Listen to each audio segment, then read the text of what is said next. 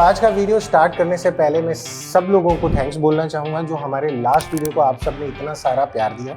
हमें एक्चुअल में समझ में आया कि काफ़ी सारे ऐसे बिगनर्स हैं जिनके लिए हमारा नॉलेज हेल्पफुल हो सकता है। आज हम जो हिट करने वाले हैं वो आर्म सेक्शन करने वाले हैं। जैसा कि लास्ट वीडियो के अंदर मैंने आपको एक प्रोटीन साइकिल बताया था, वैसे ही बिगनर्स के लिए एक बेसिक सा जो आपका डाइट प्लान है मैं वो इस वर्कआउट के बाद में डालूंगा। आप उससे कंफ्यूज मत होना, क्योंकि वो जो डाइट प्लान होगा वो बेसिकली बड़ा बेसिक होगा कि हाँ यार मुझे प्रोटीन कंप्लीट करना है तो मुझे क्या क्या लेना चाहिए और कितना इजीली मैं उसको ले सकता हूँ।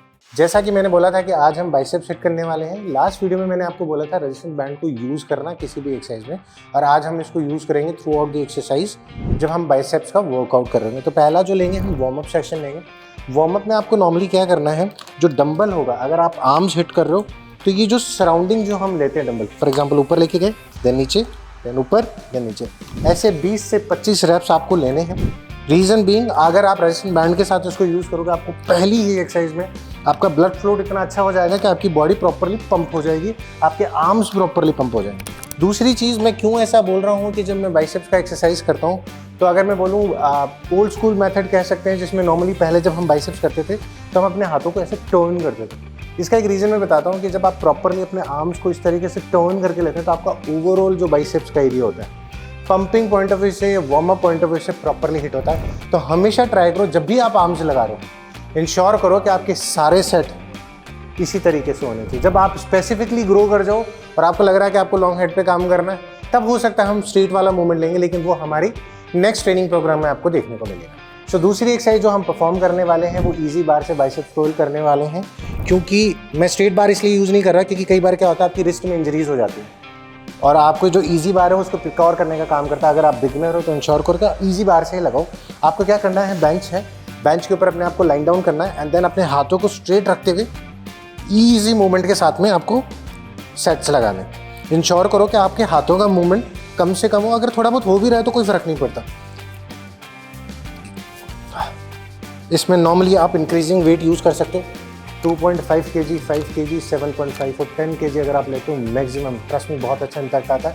अच्छे एथलीट भी यही वेट फॉलो करते हैं। जो थर्ड एक्सरसाइज हम बाइसेप्स में परफॉर्म करने वाले हैं वो हम करने वाले हैं हैमर का सब्स्टिट्यूट। नॉर्मली लोग जब डंबल से हैमर लेते हैं तो उनकी जो लॉन्ग हेड पे है वो प्रॉपरली प्रेशराइजेशन नहीं हो पाता, क्योंकि वो पोस्चर प्रॉपरली ले ही नहीं पाते। आप उसके लिए क्या कर सकते हो, रोप को आप मशीन में फिक्स कर लो। दूसरी चीज़, आपको प्रॉपरली अपने घुटने के ऊपर क्या करना है, अपने आर्म्स को रखना है ताकि आपका जो एरिया है वो सीधा हो, लंबा हो। Then you need to turn. जब नीचे जाओ तो उसको प्रॉपरली सीधा रखो, देन टर्न। जब आप टर्न करते हो ऊपर की साइड में तो आपके पीक पे प्रेशराइजेशन होगा, और जब आप उसको सीधा लेके जाओगे कंट्रोल करते हुए तो आपके बाइसेप्स की लॉन्ग हेड पे ज़्यादा प्रेशराइजेशन होगा। आप ऐसे 3 से 4 सेट परफॉर्म कर सकते हो। और इसमें सबसे बड़ी चीज़ ये है कि जब आप मशीन पे किसी तरह की एक्सरसाइज करते हो आप हमेशा वेट इंक्रीज़ कर सकते हो, किसी भी पर्सन को बोल सकते हो आपको सपोर्ट करे और इसमें इंक्रीज होने के चांसेस भी कम होंगे। ट्रस्ट मी, हैमर डंबल से करो चाहे इससे करो, आपके कंपैरेटिवली रिजल्ट ज़्यादा बेटर आएंगे, आपको वॉल्यूम बहुत अच्छा मिलेगा आपके बाइसेप्स। जो चौथी एक्सरसाइज हम परफॉर्म करने वाले हैं वो भी हम केबल पे ही करने वाले हैं। जो भी बंदा फर्स्ट टाइम जिम जाता है उसका ड्रीम यही होता है कि मेरा आर्म्स का साइज़ बड़ा हो, मेरी बॉडी कंपैरेटिवली ज़्यादा वॉल्यूम दिखाए। तो जब आप रोप पे एक्सरसाइज करते हैं तो कंपैरेटिवली आपको वॉल्यूम ज़्यादा मिलता है जब भी आप किसी भी तरह की एक्सरसाइज परफॉर्म करते हैं। हमने इजी बार से बाइसेप्स कर्ल कर लिया था। अब हम क्या करेंगे, बिल्कुल क्लोज ग्रिप, अपने हाथों को आगे की तरफ रखेंगे थोड़ा सा, यानी आपके स्टमक का जो साइड वाला एरिया आप समझ सकते हो वहाँ रख सकते हो। Then you need to lift and then do that, then lift and do. Ensure करो कि आपकी जो बार है उसमें आप 3 या 4 उंगलियों का गैप छोड़ सकते हो ताकि आपके आर्म्स को प्रॉपरली 90 डिग्री वॉल्यूम मिले शोल्डर के पैरेलल। एंड देन आपको सीधा खींचना है, लाना, सीधा खींचना है, लाना। ये जो क्लोज ग्रिप एक्सरसाइज आप करोगे ना, आप बिलीव करोगे आपका वॉल्यूम कंपैरेटिवली हायर साइड का। ये लास्ट एक्सरसाइज है बाइसेप्स की, और हम परफॉर्म करने वाले हैं ट्राइसेप्स का वर्कआउट। हमारा बाइसेप्स का वर्कआउट कंप्लीट हो गया है। हमने 4 एक्सरसाइजेस परफॉर्म करी थी और अब हम परफॉर्म करने वाले हैं ट्राइसेप्स का वर्कआउट। ट्राइसेप्स का वर्कआउट परफॉर्म करने से पहले एक छोटी सी चीज़ मैं समझाना चाहूँगा आप सबको कि जब आप किसी भी तरह की एक्सरसाइज करते हो तो आपकी उस पर्टिकुलर बॉडी पार्ट का वार्म होना बहुत इंपॉर्टेंट है। आपने बाइसेप्स कर लिया, आपको लगता है कि आपका ट्राइसेप्स वाला भी एरिया प्रॉपरली वार्म होगा, ऐसा जरूरी नहीं होता। इसलिए आप इंश्योर करो कि जब भी आप ट्राइसेप्स करो, ट्राइसेप्स में सबसे ज़्यादा इंजरीज कहाँ होती हैं, हमारे एल्बो वाले सेक्शन पे। ये जो सेक्शन होता है उसमें कई बार क्या होता है, बहुत सारे लोगों को 90% लोगों को इंजरीज होती है क्योंकि वो वार्म अप ही नहीं करते। इसलिए मैं जो पहली एक्सरसाइज हमेशा परफॉर्म करता हूँ वो मैं रिवर्स कर्ल परफॉर्म करता हूँ। क्यों? क्योंकि जब मैं उस रिवर्स कर्ल को परफॉर्म करता हूँ तो नॉर्मली क्या होता है कि मेरा जो ट्राइसेप्स वाला एरिया है वो प्रॉपर्ली वार्म अप हो जाता है और आप कॉन्स्टेंटली अपने सेट को भी इसी के साथ परफॉर्म कर सकते हो। आपकी ट्राइसेप्स से बहुत अच्छा। अब इसमें अंडरस्टैंड ये भी करना बहुत इंपॉर्टेंट, मेरे हाथ कहाँ रहे हैं, ठीक है। अगर आप बिगनर हैं तो मैं आपको बस सिंपल सी बात बताना चाहूँगा, आप कोशिश ये करो कि जब आप आर्म्स को अलाइन कर रहे हो, नीचे लेके जाओ, आपकी कौन सी जगह पे ज़्यादा प्रेशर आ रहा है। यहाँ आने पे भी आपको ट्राइसेप्स पे आ जाएगा, यहाँ आने पे भी आ जाएगा और यहाँ पे भी आ जाएगा। आप इंश्योर करो ऐसी मॉडरेटेड प्लेस पे रहो ताकि आप ये कोशिश कर सको कि यार मेरे ट्राइसेप्स में प्रॉपर फोकस आ भी रहा है या नहीं आ रहा।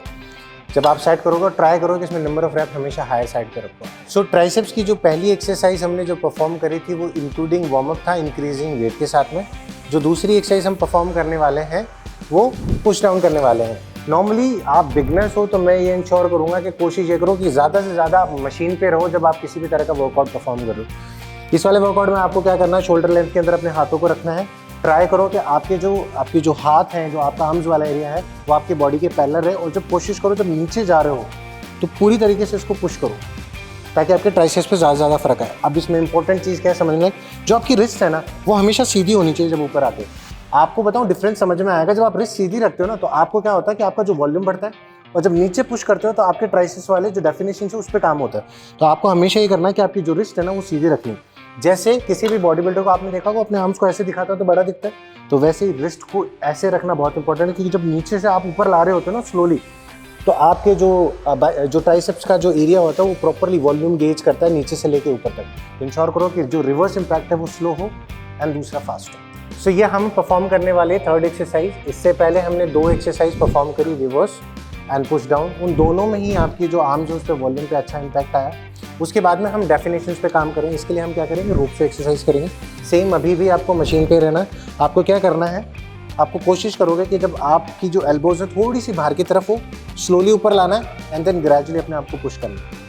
जब आप रोप से एक्सरसाइज परफॉर्म करते हो ना तो पुश डाउन के कंपैरिजन में वेट कम उठता है। तो आप कभी भी कंफ्यूज मत होना कि यार इस एक्सरसाइज में मैं वेट नहीं उठा पा रहा। आपको इसमें डेफिनेशन पे ज़्यादा काम करना है। जैसे ही आपके नंबर ऑफ रैप 20-22 जा रहे होंगे आप फील करोगे कि आपके जो ट्राइसेप्स की जो डेफिनेशन वाला एरिया है वो बहुत कंपैरेटिवली हाई लेवल पे हिट होगा। तो आप इंश्योर करो कि ऐसे एक्सरसाइज जब आप परफॉर्म कर रहे हो तो इंश्योर करो कि आप number of reps higher side रखो। 4 सेट हो लेकिन सारे 20-20 रिपीटेशन के लो, चाहे वेट मॉडरेटेड रखो आप। सो अभी तक हमने ट्राइसेप्स की 3 एक्सरसाइज परफॉर्म करी और अब मैं परफॉर्म करने वाला हूँ चौथी एक्सरसाइज जो कि स्कल क्रशर का सब्स्टिट्यूट। आपने देखा होगा कि through out the workout session में मैंने बिगिनर्स को सिर्फ ये बोला कि आपको मशीन के ही इर्द गिर्द ज़्यादा रहना है, क्योंकि कई बार क्या होता है कि आपको ये जो आपकी बॉडी में जो मास गेनिंग होती है या मसल गेनिंग होती है, पहले वो वॉल्यूम आना बहुत इंपॉर्टेंट है किसी भी वेट को होल्ड करने के लिए। लोग ओवरहेड कर रहे हैं, कई बार होता है कि उनका मसल इस चीज़ को सपोर्ट ही नहीं कर रहा फिर भी कर रहे हैं। तो मैं आपको स्कल क्रशर का सब्स्टिट्यूट बताता हूँ। आपको क्या करना है, नॉर्मली लेटना है, मैं आपको एक बार परफॉर्म करके बताता हूँ।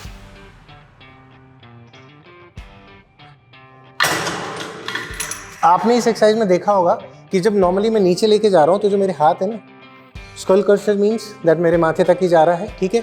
मुझे उससे आगे पीछे अपने वेट को नहीं करना, अपनी एल्बोज को स्ट्रेट रखना है ताकि मेरी ट्राइसेप्स पे अच्छा प्रेशराइजेशन। ऐसी ये जो 4 एक्सरसाइज जो हमने बताई एटलीस्ट फॉर 4 वीक आप परफॉर्म कर सकते हो। कंपैरेटिवली आपकी बॉडी में वॉल्यूम बहुत अच्छा आएगा। सो यहाँ पे होता है हमारा वीडियो खत्म। हमने आज के वर्कआउट में आर्म्स के 2 सेक्शन यूज़ किए, एक बाइसेप्स एंड ट्राइसेप्स। बाइसेप्स के अंदर हमने 4 एक्सरसाइज परफॉर्म करी और ट्राइसेप्स में भी हमने 4 एक्सरसाइजेस परफॉर्म करी। जैसा कि वीडियो की स्टार्टिंग में मैंने आपको बोला था कि मैं बिगनर्स के लिए बेसिक डाइट प्लान बताऊंगा वेजिटेरियन और नॉन वेजिटेरियन के केस में। अगर आप वेजिटेरियन हो तो आप दिन भर के अंदर 200 ग्राम पनीर एंड 100 ग्राम से आसपास सोया चंक्स यूज़ कर सकते हो। उसके साथ में आप 200 ग्राम राइस ले सकते हो अगर आप गेन पे काम कर रहे हो। और वहीं अगर आप नॉन वेजिटेरियन हो तो आप दिन भर में करीबन 10 एग्स और 150 ग्राम्स के 2 मील चिकन के यूज़ कर सकते हो। और इंश्योर करो उनके साथ में आप 100 ग्राम के आसपास राइस यूज़ करो। ये बेसिक मील्स हैं जो एटलीस्ट आप अपनी बॉडी को देना स्टार्ट करोगे तो आपको पता पड़ेगा कि आपका स्टमक कितना ऑब्जर्व कर पा रहा है, आपकी बॉडी को कितना रिजल्ट दे पा रहा है। कोई जरूरी नहीं है कि आप 3-3 घंटे के गैप में खाओ। अगर आपको लगता है कि 4 से 4 घंटे के बीच में अगर आप खा सकते हो तो आप प्रॉपरली अपनी मील्स को 4-4 घंटे के गैप्स में भी खा सकते हो। ऐसी सारी इन्फॉर्मेशन जानने के लिए हमारे चैनल को लाइक सब्सक्राइब कीजिए एंड फॉलो कीजिए।